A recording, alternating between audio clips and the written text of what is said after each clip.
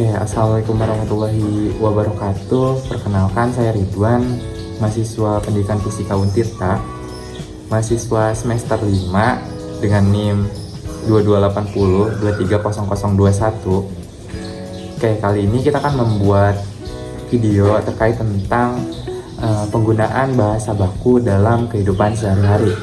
Bahasa merupakan alat komunikasi yang tentunya sangat penting dalam kehidupan sehari-hari kita. Namun, tahukah kamu bahwa menggunakan bahasa baku dapat meningkatkan kesopanan dan profesionalisme? Nah, kali ini kita akan membahas mengapa bahasa baku sangat penting di dalam kehidupan sehari-hari kita dan bagaimana cara penggunaannya.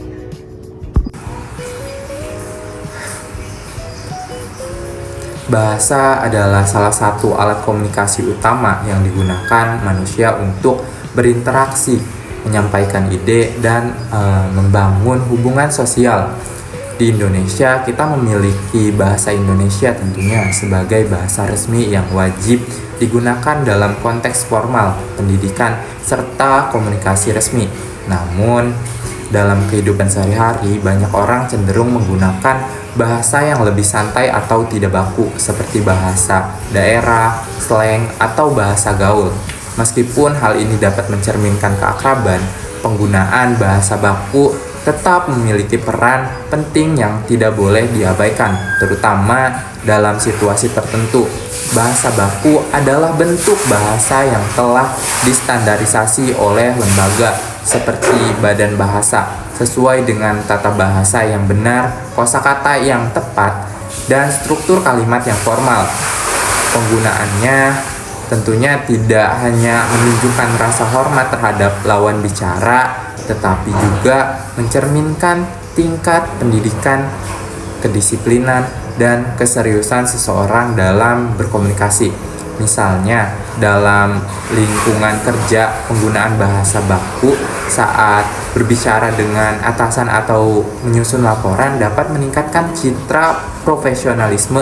Begitu pula dalam acara resmi, seperti pidato atau seminar.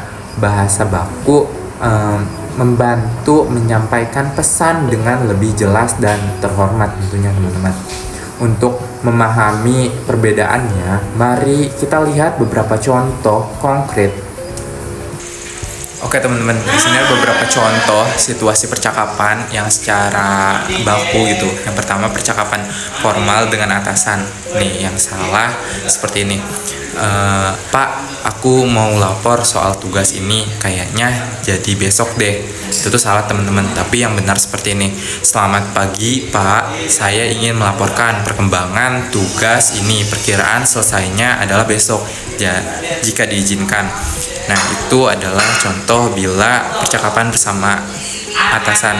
Mungkin situasi pidato atau acara resmi seperti ini yang salah. Hai semuanya, kita harus kerja bareng biar maju, jangan males ya.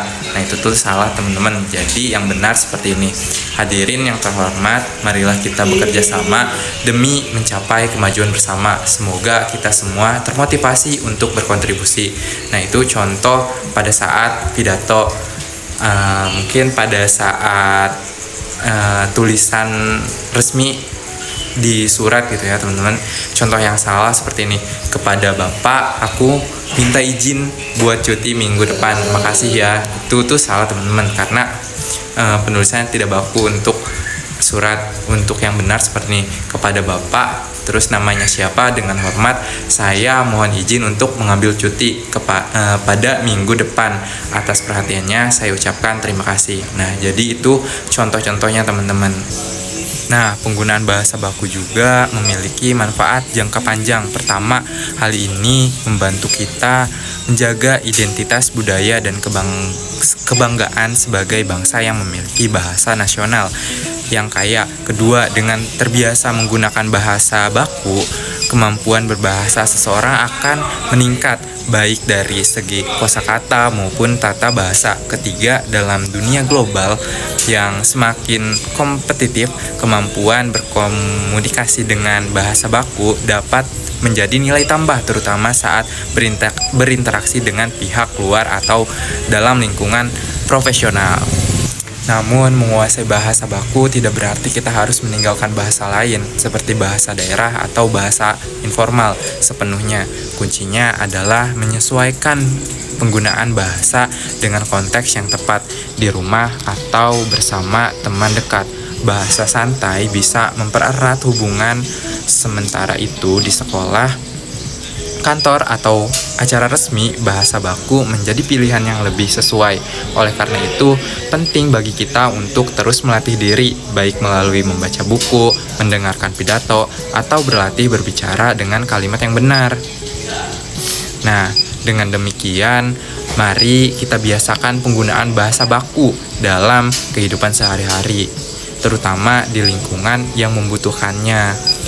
Hal ini bukan hanya akan meningkatkan kualitas komunikasi kita, tetapi juga turut melestarikan bahasa Indonesia sebagai warisan budaya yang berharga. Mulailah dari hal kecil seperti menyusun kalimat yang tepat saat berbicara atau menulis, dan jadikan bahasa baku sebagai bagian dari identitas kita sebagai warga negara yang berbudaya.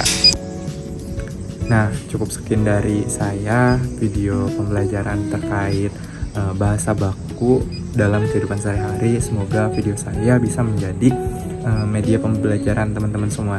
Oke, cukup sekian. Wassalamualaikum warahmatullahi wabarakatuh.